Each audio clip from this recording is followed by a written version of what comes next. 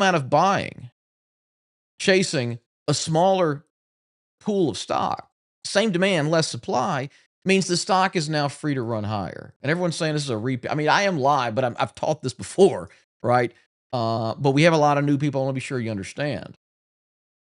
And so that's how the stock can make this big run very quickly like that. And I don't know what's going on with my volume here. There it is. And if you notice, look at the volume here. It did tick up, but not enough to cause that big of a move. And so buying here, as it emerges through that resistance, is where you have the best chance of capturing these big quick moves. That was 150% in 30 days, right? Is the supply shrinking because the large institutions hold more stock specifically? Yes, exactly. Because, they're buying and buying, and look, let's just use simple numbers, okay? There's, how many shares of SanDisk? I don't know, several million. Let's say there's 1,000 shares of SanDisk total out. Let's just pretend, right? That's how many exist. Well, are these all out there on the NASDAQ trading freely? No. Most of them are sitting in retirement funds, or ETFs, or they're on the books of big hedge funds, right? They're buying them up. And so that 1,000 that was available becomes 600, becomes, 400 or 200 or whatever. And it's the supply, the float is shrinking. And so if you have the same number of people trying to buy, but a smaller pool of shares available, it's going to go up, right? I mean, if we took a fictitious economy here where we had, $100 in the system and 100 widgets, whatever this product is, they would each sell for about $1. Okay. If we bought up 80 of the widgets and now there's only 20, well, now you get $100 chasing 20. And so they're going to command a higher price. They're going to go for $4 or $5 a piece, right?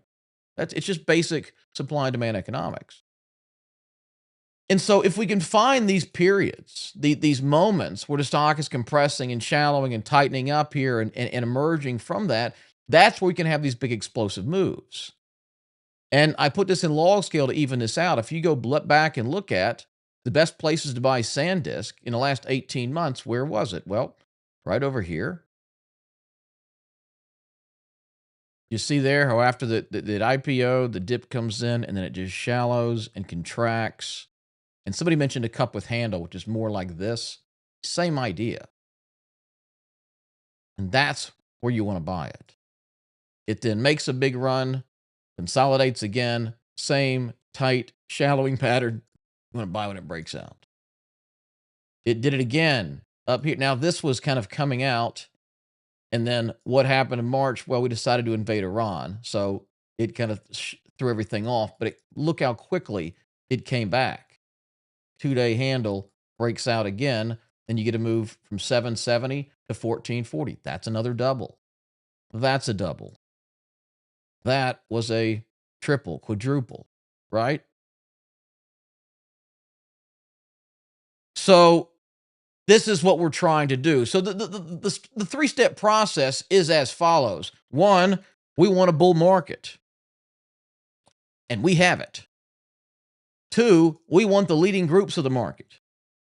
We want the areas rising the fastest where the dollars are flowing. That's where we want to focus on. Memory, semiconductors, energy, right? The stuff that's rallying. So we focus on the stocks in that group and then we buy them when they're coming out of these breakout patterns. That's the simplest way. And you can do the same thing for any big winning stock. Go back and look at NVIDIA. And you'll see the same thing. You'll see these big runs up, followed by these big intense shallowing periods, and then breakouts, breakout, consolidate, breakout. This was kind of no man's land. And now it's just running on, I don't know what. But you'll typically find this over. Now, you're not always going to get it, right? You may not always have this perfect breakout pattern, but that's where you have the biggest edge. That's where you can buy with a fairly low risk. And so when I can find these, it's what I'm looking for. Because if I take, for example, this breakout over here in SanDisk, and look, the stock was already up. It was up hundreds of percent. But look what you can do buying these breakouts, okay? You can buy them without risking a lot of money. All right, so if you're buying here, that's your buy point. Where's your stop loss? Where are you wrong? Well, that's the beauty of this structure. You don't have to risk a lot of money. Once it pulls down here and comes back, it shouldn't go there again. Shouldn't go below here again. Shouldn't go below here again. And so the last swing low, the last place it fell to and then found buyers becomes your stop loss. And so if you're buying when it breaks out above 260 and your stops here at 230, you're only risking, in this case, 11%. And on that 11% risk, you made 170 in a month. And so it may be risking 5% to make 30. It may be risking 8 to make, but that's how you get the risk reward in your favor. And that's the whole game of trading, is getting odds on your money, as Minervini would say, right? Of risking 8 to make 20, risking 2 to make 10, risking 50 to make 500. That's the name of the game, because we're going to be wrong sometimes. There's going to be another war. There's going to be another, pandemic or rate hike or something, and everything just gets whacked. It's part of the game. But if your losses are much smaller than your gains, you're going to have a lot of success. Okay.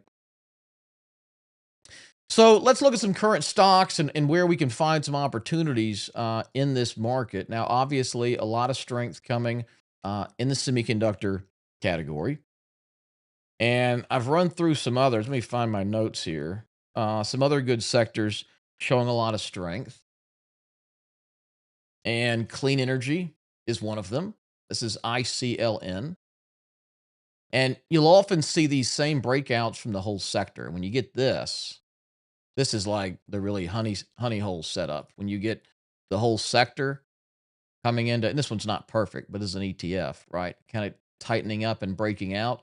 Then you want to find the stocks breaking out, and those are the ones that can make 50 and 100+% moves pretty quickly sometimes if you're in the right group.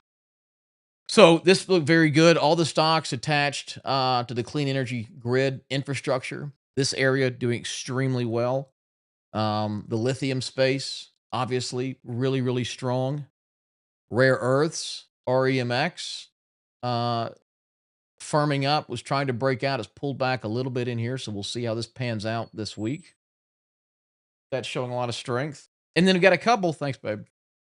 That's the one. Love you. Wife had to drop something off. This is biotech, which, can you see the thing trying to, now it's still not ready, right? We got the big drop on Friday. We'll see how this forms up. But if this firms up, you're looking at biotechs very heavily. I think the shipping sector is going to be a big winner for the next 2 months. This is BOAT. All right. And again, I've drawn the breakouts on here. You see the big breakout in January, the whole sector went effing vertical, right? And it's trying to form up again. And, I talked to some big oil traders, and they think this is going to be the big opportunity. And the reason, I don't need to go too deep into it, but essentially what's happening with the Strait of Hormuz in Iran, nobody wants to deal with anymore. It's not worth it. It's not worth paying $2 million tolls to get through per ship. It's not worth the disruption. So a lot of these foreign nations are going, you know what? We're just going to buy U.S. oil. We'll ship it all the way around the Horn of Africa and back. It's just not worth it. At least we know it's coming. And so that's going to drive a lot of these longer shipping routes in oil, which means the companies building these boats and the companies that are shipping oil that are going to get bigger contracts. So I think we have a lot of opportunity here. And I want to dive into this in a moment today. Now, we have, let's see how we're looking here. Okay, markets are essentially flat this morning. The S&P 500, the equal weight, NASDAQ, Dow, all looking pretty decent. Yields have come down a bit. Metals are pretty much flat. Commodities, ags, and all the big groups here. Crypto's doing nothing. All right, so pretty quiet day so far. But what I want to do is drive through these stocks in these leading groups and look for some opportunities to figure out where we can buy them potentially this morning. So let's see what we got here. Whoops. Now, by the way, guys, there is a link below, but if you're not already a Black Ops member, go ahead and join that. It's $5 for the whole year. Right now, I do these live Monday sessions on YouTube. We're going to try to keep doing that, but I got a strike doing this last year. If it happens again, we'll have to move them to Zoom. But you also get another live Thursday session with my analyst included in that for a year. We'll give you this industry strength indicator you can put on your trading view charts for life. You'll get my weekly newsletter. There's a couple of bonus reports. There's tons of stuff. It's just $5. So the link is tradewithross.com. There should be a link in the description if you're watching this after our live session, but be sure you get signed up for that. It's a ton of value. And again, it's just $5.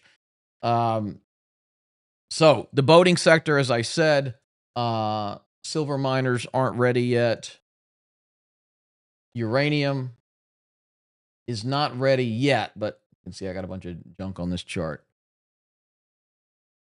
Yeah, uranium might not materialize, showing some weakness. But if it comes back up here, back into 60 or so, we'll be watching those pretty heavily. Somebody mentioned Redwire. Oh, wow. Got a short squeeze going on. Yeah. This is a nice one in the aerospace sector. Now the SpaceX IPO, hugely important. I got a video going out today on that. The big Starship V3 launch is tomorrow, Tuesday. That's hugely important because it's a much bigger vessel with bigger engines, bringing heavier payloads, which is needed to deliver the bigger satellites into space and drive the continued growth of that business. So hugely, hugely important. But yeah, so you mentioned, what's the IPX? Let me see what my IPX trade is. Gotta get logged in here.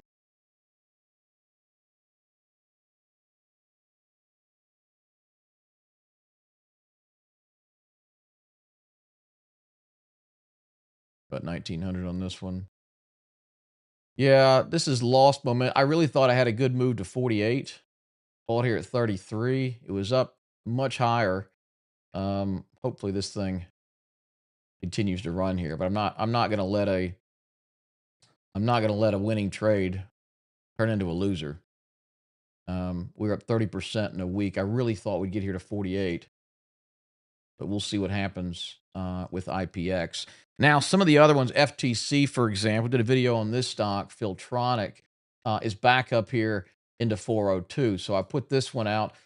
We traded this in a live session, specifically through FLTCF, and made a big, like 100% gain in a couple of days on it. But this thing is looking like it wants to run some more. And Filtronic is a company in the supply chain of SpaceX. They make some very crucial components. They have essentially a monopoly on that business. And, the momentum is there. Everyone's watching SpaceX. Everyone wants to see the IPO of the biggest company ever IPO'd. So there's a lot of momentum in that space. Somebody said space stocks going wacky this morning. Yeah, let's see. What are they all doing? Let's take a look. Oh, I mean, look at them. They're just very, very volatile, right? Planet Labs breaking out to new highs. Rocket Lab just ripping. Space Mobile, EchoStar. This is another company that has a bunch of pre-IPO shares of SpaceX. Viasat just surging. And again, this one's not really perfect, but you see the same characteristics, right? Actually, this was better over here.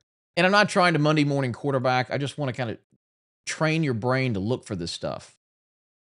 When you see these stocks in a big area making big moves and then coming in here and kind of compressing and shallowing up, like that's what you want to look for. And it doesn't have to be a perfect setup if you're in a good market and good leading stocks. And so if you did that, you bought it at 40, your stop's at 35 or 34, it never really went much against you.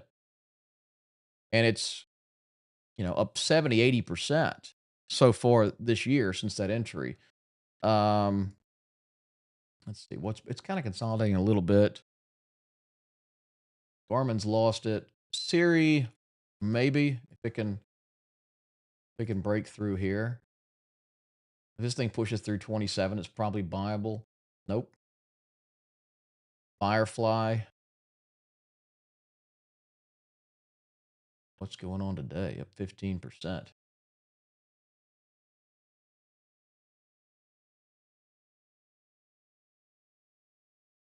Global Star got bought out.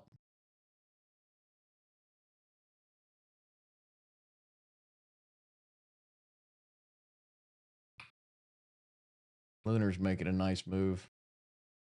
And with these stocks that are going just vertical, like these space stocks are up 100, 300%, just look for any little consolidation and buy the break. Like if you want to take Iridium Communications here, for example, you could just about buy this and risk 10% below the 20-day and just see if it's going to keep going. Because these are just the momentum in this sector is off the charts. Not my favorite here. Let's see if I can find something to buy this. Nope, definitely not Boeing. Definitely not. Yeah. All the defense stocks, these are rolling over, right? L3 Harris, Lockheed, Boeing, Northrop Grumman. That's stage 3, right? These are rolling over. They went too far, too fast, and everyone's getting out of them. Honeywell, Raytheon, I mean, just all of them getting destroyed. And this looks pretty strong. Black Sky Tech. Redwire. Captain is retracing this morning.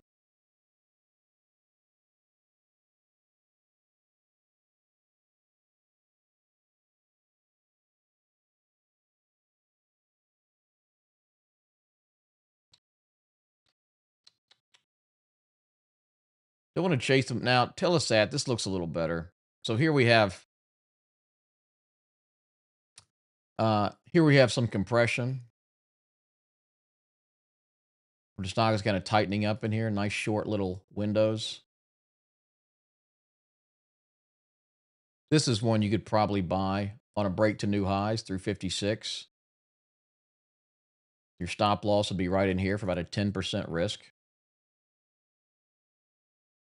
Let's see anything on a shorter term chart. It's like a 30-minute. I'm going to try to dial in, see if we can find something.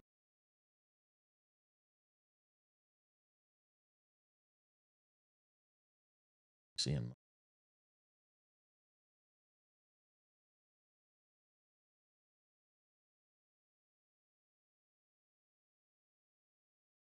What I want to see ideally, and I did a video on this, but I want to see the strength. I want to see it kind of putting in a little handle, consolidation, flag, something, just showing me some exhaustion where that supply is getting absorbed, some profit taking is there. And then I want to see it break out ideally on volume. And so if I don't have the volume, like if I don't go to a 5-minute chart and see this big spike higher than the last, 5, 10, 15 days, it's not enough of a trigger for me to do a short-term entry on. Spire Global. This one moved on earnings. Virgin, give me a break. Citispace, definitely not. Definitely not. Below. Like stock, I don't love the entry. Destiny, this has been a big one. It's just an ETF that holds free IPO shares and 17% of their portfolios in SpaceX, so it's a backdoor play. Again, just riding momentum. It's not gonna run up here and stay up here. It's everyone just realizing you can get IPO shares, and that's caused the acceleration. But then it dropped 40% in a couple of days, right?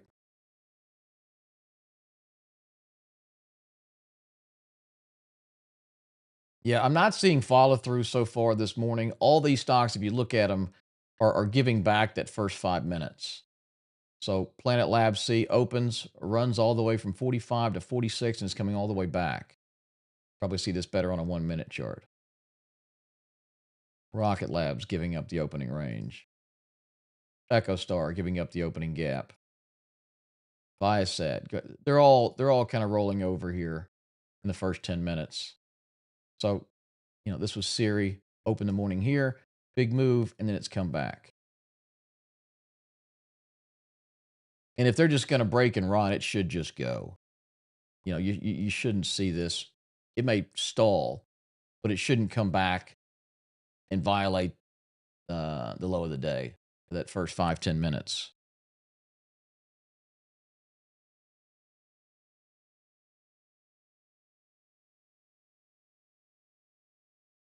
Marshmallow Ma. Boy, you're a ball of sunshine, aren't you? Yeah, I mean, look, I bought it live here and it went up, 30% in a week. I apologize. That's not enough for you there. I don't know what to tell you. URG, yeah, is getting pressure here for sure. I mean, these are very volatile. They're high momentum stocks. I mean, look, the average daily range is almost 7%, like in a day, high to low. So a stock like that is going to make 15-20% swings like it's nothing, which is why the entries are very, very important. So there's the stock being good in the right space, and then there's a very tactical entry. And if you want low risk, big upside, you got to nail both. You got long FTC, Marcus? All right, good. You're doing well then. Borr looks like a classic setup. Let's see. Borr Drilling. Yeah, absolutely perfect. Absolutely perfect. What is this? Contract drilling, industrial services, 2 billion market cap, right there on the verge of small to mid cap. Oil and gas, driller. Okay, yeah, this is an absolutely perfect setup. It's almost too good. Goodness, look at this. Yeah, so see what we have here. Let me adjust my canvas. Hold on.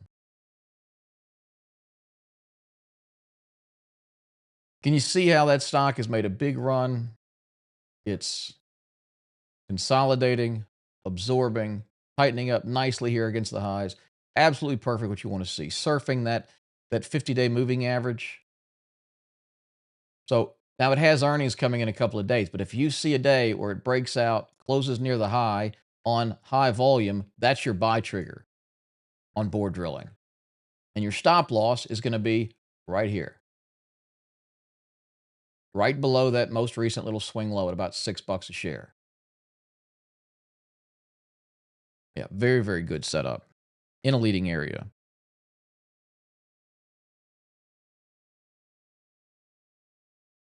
FTC on London Stock Exchange. Yeah, it is on the London Exchange. I had to get approval to trade this one. Now, this is not in dollars. I didn't know this, and I've been doing this for a long time. This is apparently in pence, which is British cents, as far as I know. So it's like 400. I didn't know they quoted them like this, but it's like roughly four or five pound British pounds, so roughly $4 or $5. That's why FLTCF is about the same price, right? And so this is one again, just playing the momentum in that space. But you have the wind at your back when you're in a leading group. Oh, Borr, yeah, one of our well, with the insider reason we own that, yes, it's a totally different reason. But yeah, the technical picture looks good too.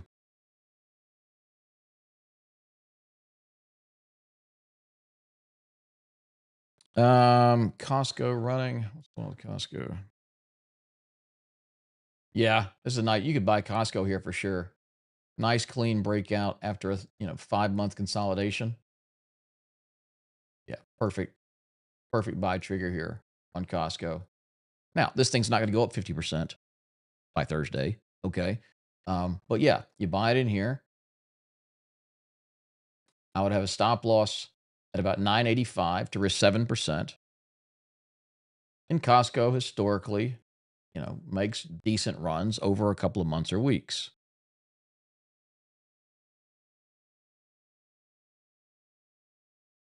So yeah, you could absolutely buy Costco as a swing trade here if you want. Now it's not a big leading group. It's a retail stock, which currently is not leading the market, but it's very, very clean.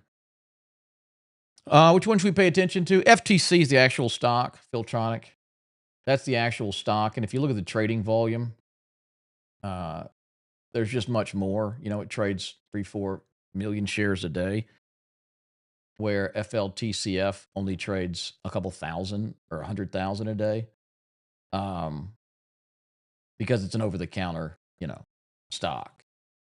But yes, FTC is the actual company.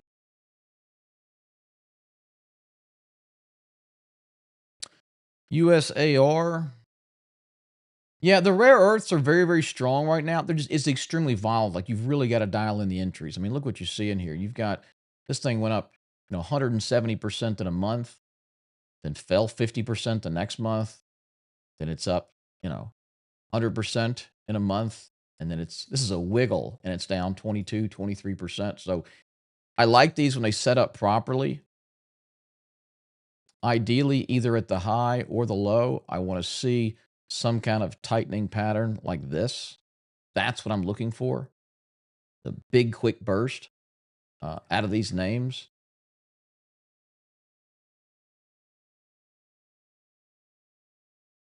All right, y'all got a lot of stocks. Let me take a look at some of these. CMPS, Compass. Yeah, this is an ADR, American Depository Receipt, which means it's basically an IOU for a share on another exchange. That's why you get these big gaps, because the U.S. market is closed when they're trading and it opens up the next day and you see. For that reason, these become gappy. There's a lot of strength in this. It's obviously a biotech company. It's very volatile. Wouldn't be my favorite to trade. Kodiak Oil and Gas. Yeah, this is a beautiful, beautiful move higher. And again, it had a pretty clean breakout over in here. Not perfect, but nice little tightening action. So you could have bought it at 60, stop at 55, had a nice little burst as that thing emerged. FCX, yeah, Freeport, love this stock. It's in a consolidation period, right? And so, excuse me. I don't think it's ready to buy for a breakout. I believe in it long term. I'm very, very bullish on copper. Freeport's one of the biggest copper miners. But we're just kind of in this range bound area. Now it's starting to tighten up. If we see some nice buying up in here and then some of this, absolutely. But stocks tend to go between price discovery and price acceptance, right? It's either in price discovery mode, either down or up, or it's in a price acceptance mode where buyers and sellers are somewhat in agreement. And I just want to own during these little windows here. I just want to get during the explosion if I'm actively trading. Now, long term, yeah, FCX, absolutely. Buy when it's cheap. But if you're asking, what do I think is going to move in the next week or month? This one's still kind of choppy. So I mentioned Coinbase. Yeah, Coinbase is so dependent on crypto. It does look like it's trying to set up and get legs to go higher. If you back out and look at this thing, you'll see that same pattern, that kind of rounded bottom forming here off the lows. I think it's getting ready. I don't think it's ready, but if it will, do something like this and then break out, absolutely, I want to buy it. So it looks like it's forming. It's just a little bit early, and a lot of that is because of the volatility in crypto. Bitcoin also kind of consolidating, but as soon as it gets legs, it kind of sells off, and it just doesn't have a lot of momentum on it yet. And I know some of you guys are very passionate about crypto. I'm not making a statement one way or the other. I'm just showing you what I see.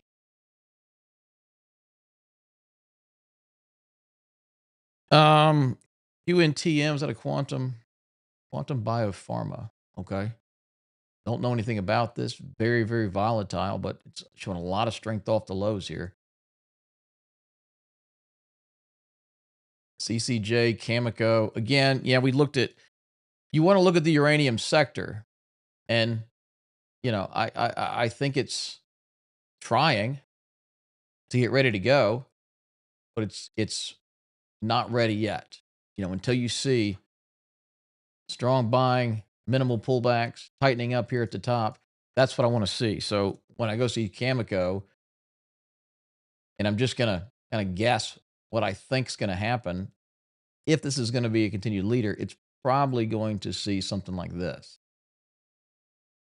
And if I see that, I'll be looking to buy it, just like that same kind of rounded bottom pattern over here we saw as it was tightening up and getting ready to go. So this is not the only way to skin the cat, right? I mean, there's other ways to pick stocks. I'm just showing you what I prefer in a strong bull market. Breakouts to me are the best of everything. I can keep risk sub 10%. I can get into good stocks with momentum at their back. I can buy them at a point where the supply demand dynamics are playing in my favor and I should get a quick move higher. I'm picky. I want to see everything lined up, right?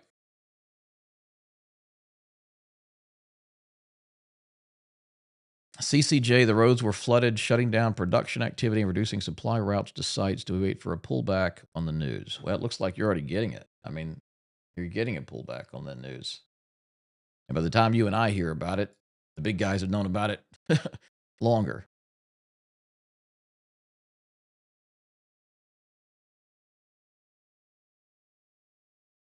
Now, Kinetik looks very good here. Yeah.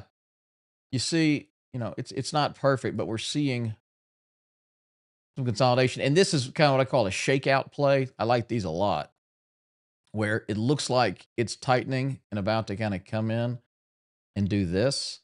And then you get this big, massive, move down that hits everybody's stops. And make this candle so you can see. Look look what happened that day. It gapped down, it was immediately bought up. Follow up buying right to the high. So lots and lots of strength there, which is what you want to see. So yeah, I think Kinetik looks great here. We need to put a stop loss. Beat that swing low to risk 9%.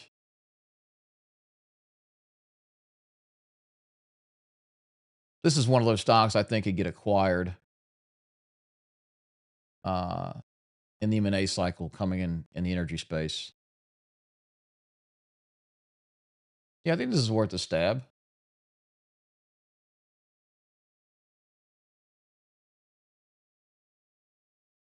if we can take some here. We'll just do a little swing trade on this. All right. Wide spread on this stock. Okay. Let's take a couple hundred shares of this. Try to split see if I can get in a little bit below the ask. 540. Stop loss. What did we say? Down here beneath that swing low, 45.70. At a 10% risk. Good till cancel. Let's see if I can get it at 50.40. Oh, that didn't take long. Okay. So, a couple hundred shares here of KNTK. Now, this is not a day trade. Okay. This is a swing trade on a stock in a strong area. The energy sector is very strong. Oil's very expensive and climbing. And the profits coming in to Chevron and BP and the big oil producers are massive. Tens of billions of dollars, more than they're expected to make this quarter and last. So, thought being, they're going to start acquiring. They're going to take that money and start buying up smaller operators that can vertically integrate into their operations, whether that's pipelines or whether it's some other driller that has space they want access to. And so this stock, I think, is a big acquisition target. I think Plains All American is a very big acquisition target. It is also kind of setting up to break out, as it looks like others have come to the same conclusion I have and have begun accumulating this stock, right? So I think both of these are going to be good plays. Plains is probably my favorite. Probably should have bought some on this pullback into the moving averages, I guess. Looks very good. Let's see what else we got out here.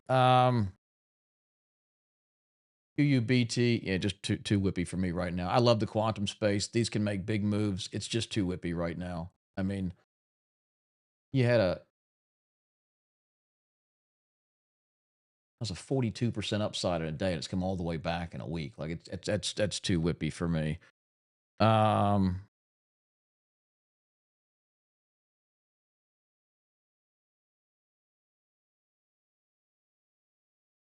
Boy, we got a real hater in the room. Lifestyle designer. I find it ridiculous I'm still watching. Don't watch. Start it off. Uh,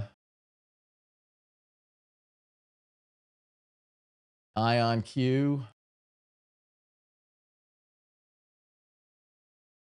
Yeah.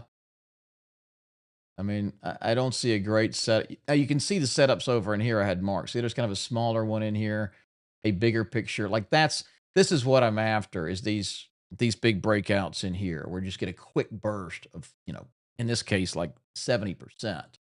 Um, I was watching for it over here. See what we wanted to see. It was coming in, but it never broke out. It just rolled over instead. And now it's just kind of all over the place. People asking about SOLS. Yeah, this looks great. Um, so you see, we had the IPO, the initial breakout, which is just absolutely perfect, coming in here, right? Big move, and had a little breakout retest situation. I think Souls is probably buyable here if you can stomach a stop loss about 8%. Yeah, I think this is buyable. I'll buy this. It's in a good group. Take 100 shares. Stop loss beneath the low at what, 76?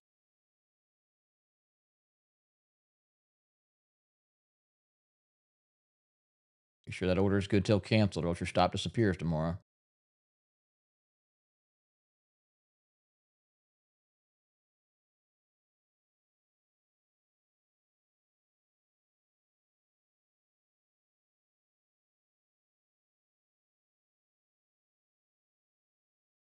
Yeah, right.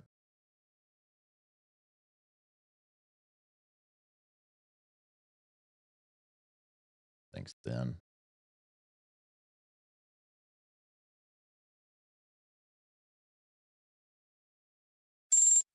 All right, there we go.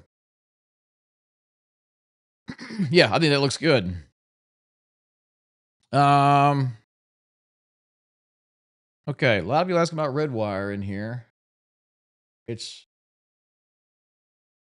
I mean, I don't see a great entry setup. That's like it's just very, very volatile. And yeah, you can like a stock and like a space and just not see a great place to buy it. In fact, it's one of the hardest things, seeing a stock just surge, wanting to own it, but not having a clean buy point where we don't have a lot of risk. So the question you need to ask when you're buying a stock, any stock, is where am I wrong? What price does need to fall to that I would say, nope, it's not going, I'm going to sell. And I don't see one here. Like, I don't know where that is. You could just arbitrarily buy it at risk 10 or 15%. But for me, I at least want to give it down into here. And, buying right now would mean a risk of about 22%, which I'm not willing to take. If you are, fine. But even that's just kind of a random stop where we had a 3-day pause. So that, I like them when they're coming out of tight spaces because I kind of have a defined area, I have a little backstop to put a stop loss at.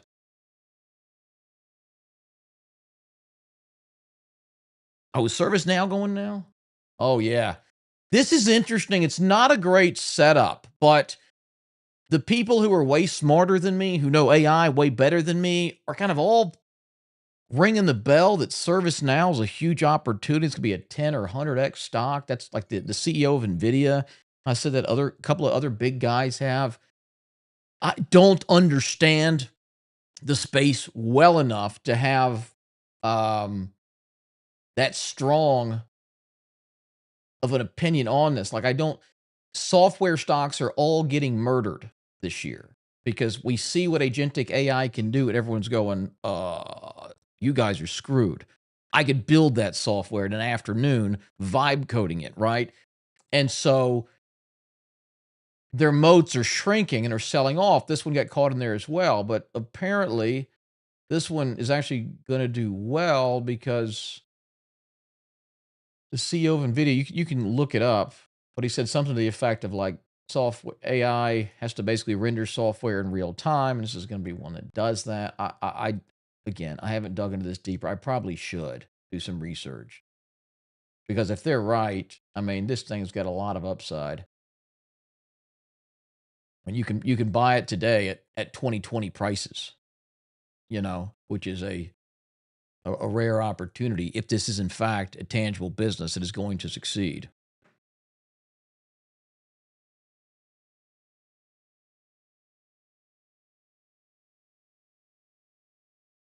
Um,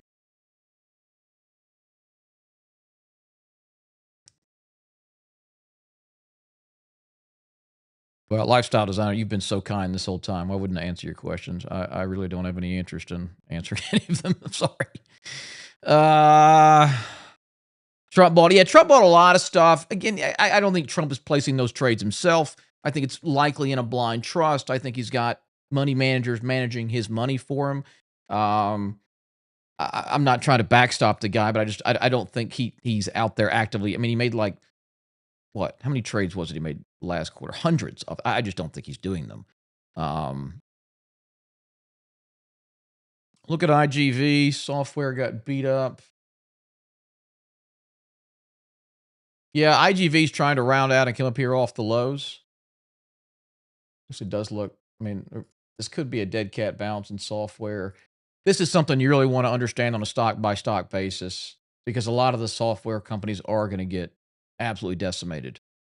Um, yeah, but it is like tightening up nicely here off the lows. Lulu's in free fall, and absolutely, yeah, no. I like this stock. I like the company. I thought it was coming back here as we kind of came down and gapped and showed some strength, but it failed the 200-day, rolled over. You got a pivot failure. You got a base failure. This thing is just in free fall. So I don't know what's going on with the business. Let's see. What are their sales looking like? Um, I mean, their earnings are falling. Sales are pretty much flat, showing no growth. And, in the equity market, if you're not growing, you're dying. So now this will eventually become extremely undervalued. I mean, this is a $500 stock 2 years ago. Now it's 120. And if Lulu is going to survive as a brand, if they're going to remain the kind of premium athleisure wear, this is would be a great long-term place to buy, without a doubt. But for a swing trade, it's in stage 4. It's in free fall. But it's a great example. I mean, if I'd have talked to you about Lululemon 2 years ago, I don't think anyone would have thought the stock's going to fall 80%. There hasn't been any big scandals. They're not having, their sales aren't getting crushed. They're not going super woke that I've seen. My wife still loves them, but there's no demand. There's a lot of supply. Why is Micron dropping so hard today? Let's take a look. All that dropping so hard today? Down 1%. What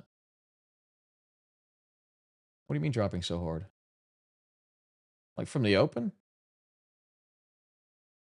This? I mean, it looks bad on a 5-minute chart, but it's a 5% drop. I mean, this stock moves 6% low to high in a given day. Hadn't even done the average daily range yet. It's just a volatile stock, which is why your entry is so important. I mean, you can see we bought it here, and look, this, I'm not trying to toot our horn here, but this has been a strong area. We look for the breakout, like I'm teaching you guys to do today. And if you go and analyze this thing, what should it have done? Well, we should have seen something like this. And look, see how quickly they bought that dip up? That's a sign of execution. Now, it should have probably done something like this. Why did it break down here? What was happening in March? We're bombing Iran. Oil's doubling. We couldn't make a deal. Everything went down. We have to take the broad market into context with this stuff. Nothing. These stocks don't operate in a vacuum. But again, it broke down. Look how quickly it came back. So all these people were trying to trade it. All of them got their stops hit, and they bought the hell out of it. They absorbed even more supply, and then a tight little, 5-day handle right here. It broke out this day, and it wasn't huge, but see how the volume that day was higher than the week before. And other than this, the sell-off volume here, it was above the last. So it had all the markers of a clean breakout, which is why we bought it. This is one in our Alpha Stock service we bought.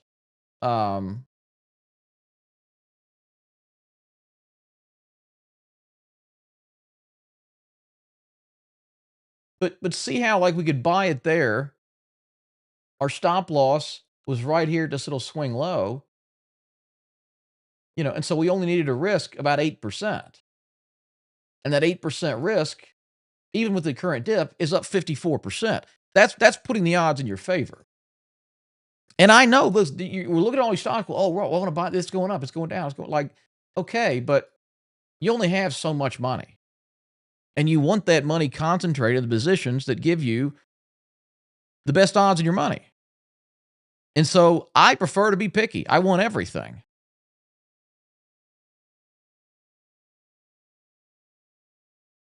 Red wire tanking, somebody said. It's not tanking. It's just going back to where it closed Friday. It gapped up. It was too far. It's an extended stock.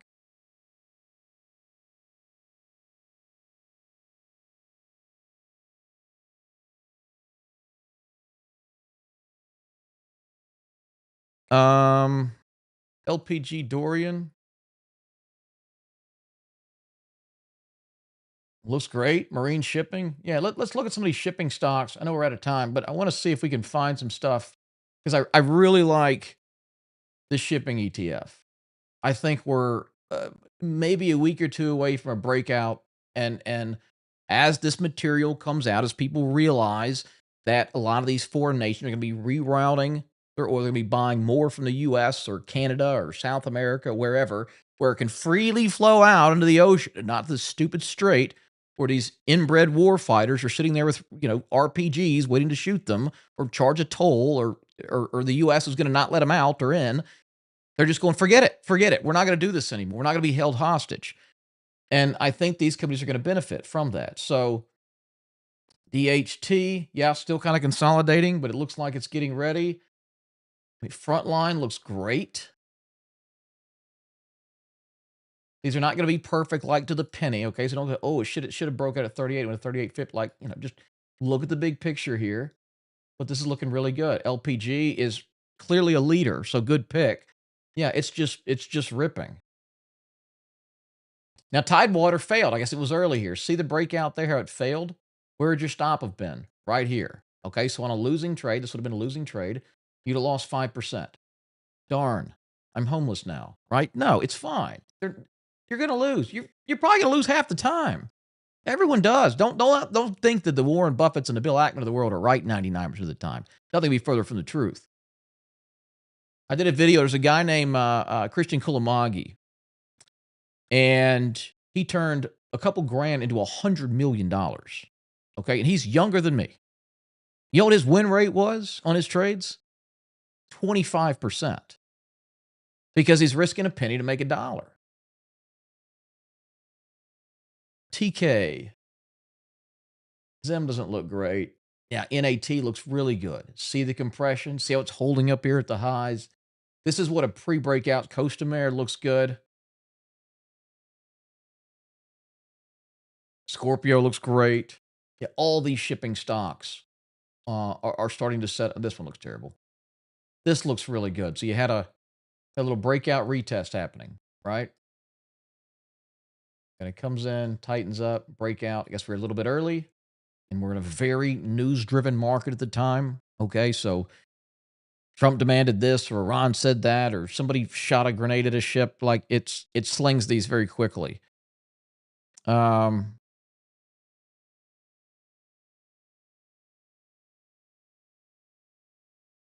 When do you sell? Yeah, selling is definitely harder than buying. I had where's my list here? Here we go. Selling we could do hours on. Screen who's asking that? Where'd you go? Sorry, my friend's name. Where'd you go? Carrie. Screenshot this. It'll give you some stuff to look at on when to sell. Generally, you want to sell. I like to take profits into strength and into weakness. So I want to have a plan for if the stock, runs 50, 80% in a couple of weeks, I'm going to take some off. I'm going to nail down profits when they're there. I don't care if it keeps going. I'm not going to ever feel bad about making 40 or 50% in a couple of weeks. I'm going to take it, at least half of it. But these are kind of, you want to know exhaustion signs and breakdown signs. So exhaustion means it's gone too far, too fast, it's running out of momentum. You better nail them down when you got them. So the largest daily price run up. You see a big move on the heaviest daily volume. Exhaustion gaps, especially if you get like stocks that are up big 40, 50, 80%, gaps up, runs, gaps up again the next morning. I always want to sell into that. And then the signs of distribution are it loses momentum. You start seeing more down days than up. Volume's very crucial. You want to see more volume on the up days and the down days. If that reverses, you're probably running out of steam. And then obviously any breakdown through support or key moving averages on a close below there. And another thing I like to look at, and this is one I don't hear a lot of people talking about, is a 380R move. Somebody asked me this in a video. If you're watching on a live, that indicator it's a free indicator. This ADR, percentage, ATR, whatever. But it just looks at the average daily range of a stock. So based on the last 20 days, what does a stock generally move low to high? And if I get a triple ADR move, like it's up on the day, in this case, call that 11%, I'm always going to sell some into that. It's just too far, too fast. It can move a little more, it can move double, but triple is often an exhaustion sign. If we go back and look at like FLTCF, for example, this was very thin, but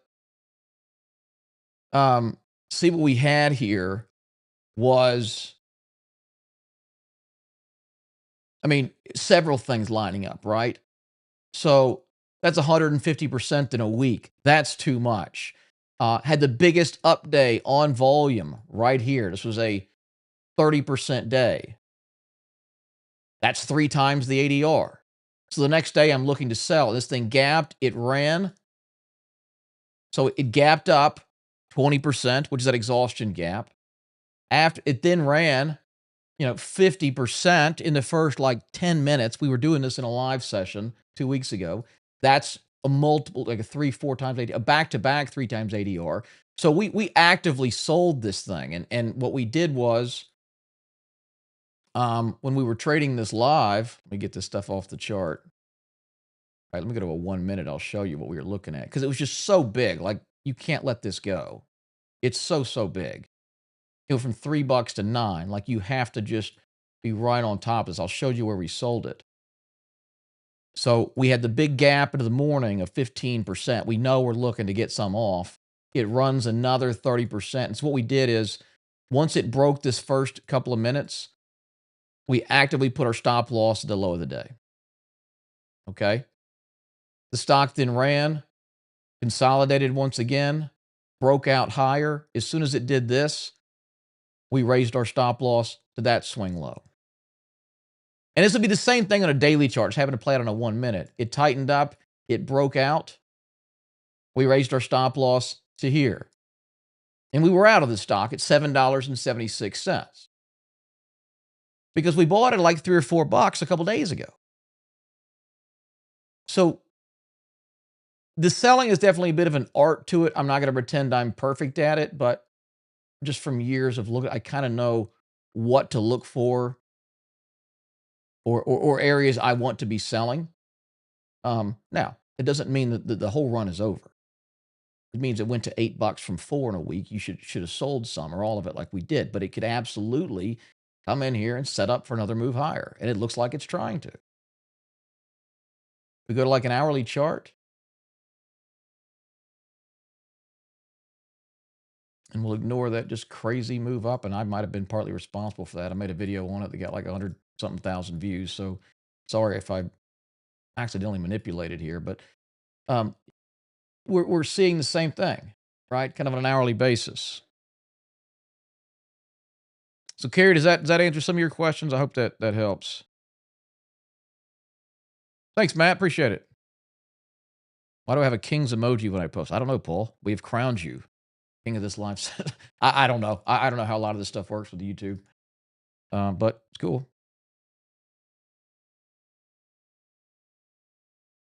Do you add to a live position? Yeah, on a secondary breakout, absolutely. Yeah. So if I bought one of these breakout, SanDisk just a clean example off the top of my head, but yeah, if I bought this breakout over here in SanDisk, okay, in January, it runs. I'm up 200-300%. It breaks out again. I'm absolutely adding on here. And that's where the big concentrated positions come from. Like, if you treat each of these as a separate trade, if I didn't do this, I wish I'd got into SanDisk. I didn't, but like, if I bought SanDisk here at 50, I'm up 400%. It breaks out, I add on. I'm up 1,000%. It breaks out, I add on. Like, not only are these positions worth 10 times what they started, I've added more on the way. Like, that's how you end up with half your account in SanDisk and have a 600% year, because you've progressively added on at each of these breakouts. And look, at any point this thing rolled over and broke the base, I'd be out of the whole position. If it closed down here well below the 50-day moving average, I'm exiting. Man, I really hate that I missed this one. This is a retirement trade, SanDisk. CrowdStrike, yeah, I mean, that's coming back with a fury, isn't it? It's a lot of momentum in CrowdStrike. Somebody's definitely going to look for a high tight flag. Anything. Okay, if you start seeing like a couple of days like this, and then it breaks, buy it. Look for any reason to get in on stock with this much momentum.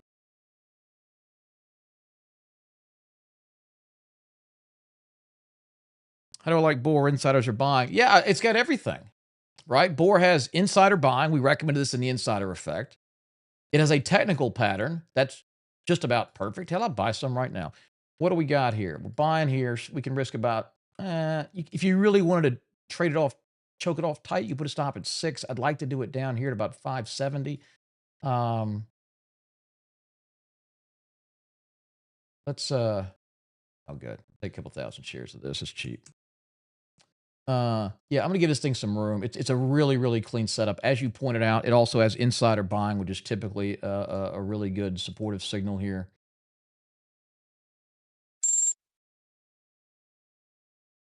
Yeah, I think this looks great. I mean, it's in the right area. Energy's booming. You got some risk there, right? If Iran and the U.S. come to agreement and all this subsides and oil comes down massively, maybe they're not gonna do as. I don't see that. I think that's unlikely. Now, we are going into earnings, so it's 2 days from earnings. So if you don't want to hold through an earnings report, maybe be sure to get out by Wednesday. But yeah, I think this looks perfect. Probably should have bought it earlier at about 6:30, but nonetheless, it's going to be fine.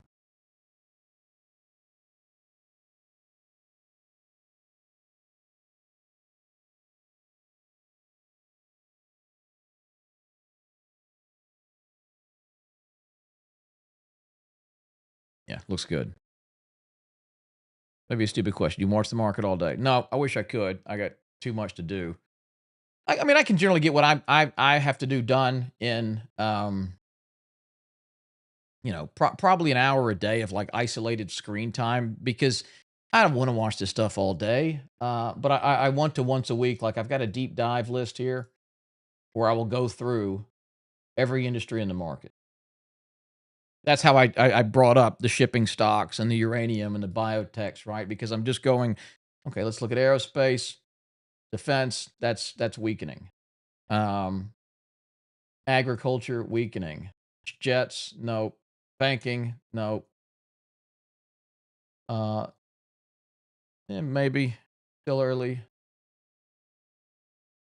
Energy, now energy's looking really strong, right? And it's looking like I don't think this oil thing's over. I mean, we could see $200 crude. Don't think we can't. We saw a buck 40 crude in 2008. That's almost 20 years ago. We'll probably see $200 Brent crude.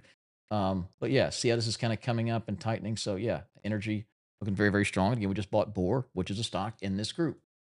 What else we got here? Yeah, financials, no. Healthcare, absolutely not.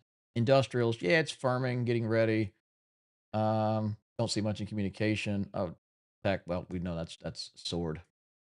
But anyway, I'll just run through all of them and look for, which areas are strengthening, which ones are weakening, which is setting up for potential breakout.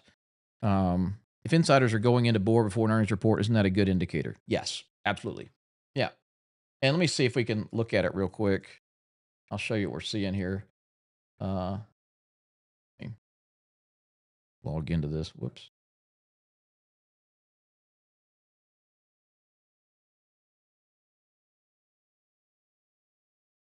It's our insiders IQ software. Blow this up a bit.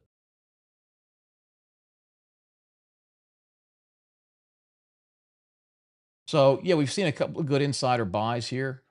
Go back a little further. So, this is the last 3 years of Borr, and no insiders have bought any stock. And then these two directors came in. This guy comes in again. So see there, it shows the dollar volume and insider buying for the last several years. We haven't seen any, and now they're starting to load up. Um, so, this guy, I can't even pronounce his name, 2.8 million on the 16th, 2.6 million in March, 1.3 million from this other director. Big, big insider buys. And you can see the filings. Let's see. So he purchased 500,000 shares at 558. And some fancy Drew Holdings Trust, whatever. And wait, is this? Some of these are restricted units, but not all of them. His first insider trade. Yeah, so he bought 250,000 shares at 530. And even more importantly is how much he increased his positions by, right? If you look at his ownership change percentage, like he tripled down on the stock. So it's a very aggressive trade. It's not the end all be all, but yes, it is a very, very good sign if we see heavy insider and especially rare insider buying.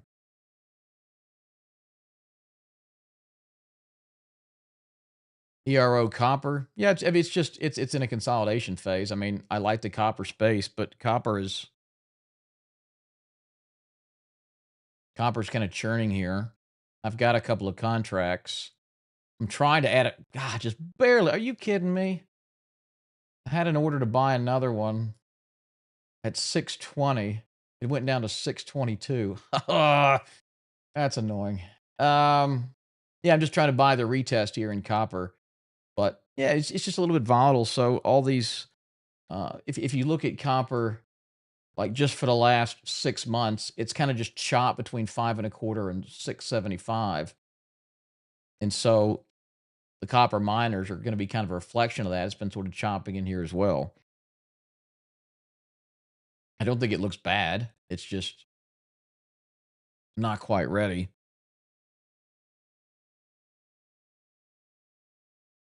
IBRX, this is beautiful. This looks great. Yeah, I like that a lot. You got pretty clearly defined resistance here at about 8.5 bucks. You're seeing real, I mean, you had massive strength over here. That was 1,000% move back in January. You have to absorb that supply. You've got to, let this thing come down and find some sanity, just like it did here. See the parabolic move? And look at those sell points we were talking about before. Look at that big daily move. Exhaustion gap, right? That's where you wanted to be selling into this. Now, this one actually ended up continuing to run, but you had this kind of 2 or 3 week consolidation period. It doubles again. And so you just got a lot of pent up supply, and it's currently getting absorbed. So my guess would be you see something like this out of IBR. I think it looks great. Yeah, really good stock. Good pick. Definitely set a stop loss. Absolutely. Every single time.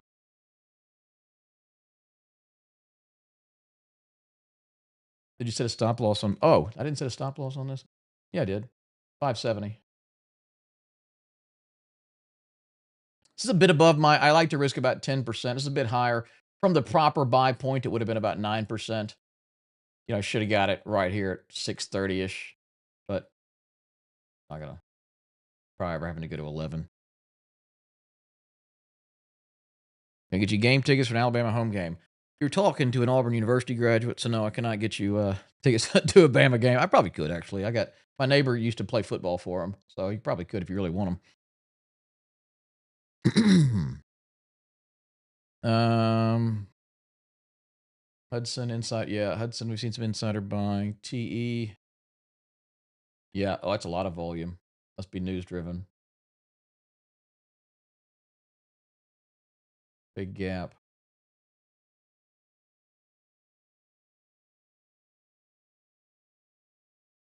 This one's tough because you're gapping into supply, right? You've just got all this supply, all these people who bought January, February, March over here who've been massively underwater. They're taking advantage of this gap and they're selling it.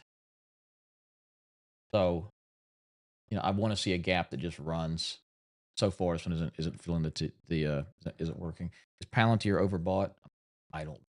It doesn't look overbought at all. It looks like it's about to get absolutely murdered. Now, this is a great example. We'll quit after this, but if you're looking for stocks to short, or at least just not to buy, when you see the exact opposite of what we want to see for a buy, that's how you know it's probably going lower. Okay, what do we see here? A big sell-off, a little bounce, less of a bounce, less of a bounce, less of a bounce. When I turn this chart upside down, all right, watch this. I'm going to invert the scale. Looks like a perfect buy. Nice big rounded bottom off the lows. Nice clean consolidation. Shallowing breakout. Everything looks perfect, right? Problem is the chart's upside down. And so it looks like it's ready to break down lower. I mean, everything I want to see, it has the exact opposite.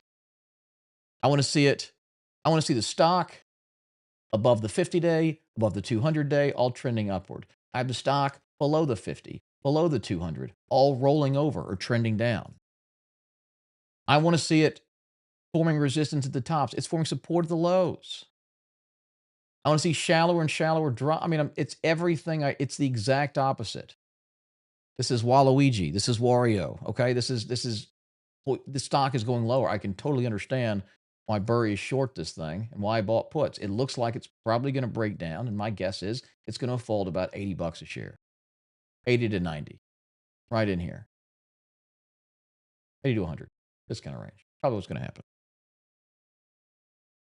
So do with that what you will. It could be wrong. I mean, I could be wrong. They could come some new technology, and I don't know. This could happen, but this looks like it wants to go lower. So if this market weakens and begins rolling over, this is the one I'm going to short. It's Palantir. Oh, hey, you Tiger grad. What's up? Yeah, I got a fellow graduate in here. War Eagle, brother. All right. Or sister, whoever you are. All right, guys, I'm going to go ahead and end the session here. We usually go an hour. It's been an hour and a half. I appreciate all of you joining for the session. If you're not already a Black Ops member, make sure to go to that tradewithfrost.com link to get signed up. It's just $5. That way you guarantee access to all these sessions for the entire year. You'll get the industry strength indicator I showed you earlier to kind of keep abreast on what's leading the market. There's a couple bonus reports in there. You get my weekly newsletter, which I write myself. It goes out every Friday evening. So lots of stuff. Get signed up. And if you're not a subscriber to the channel, be sure to subscribe. We finally hit 100,000 subs. It ain't much, but it's honest work. I'm proud of it. So we appreciate all your support and being here. All right. You guys have a great week. Trade well. Keep your wrists tight. And let me know if I can help you. Thanks, everybody.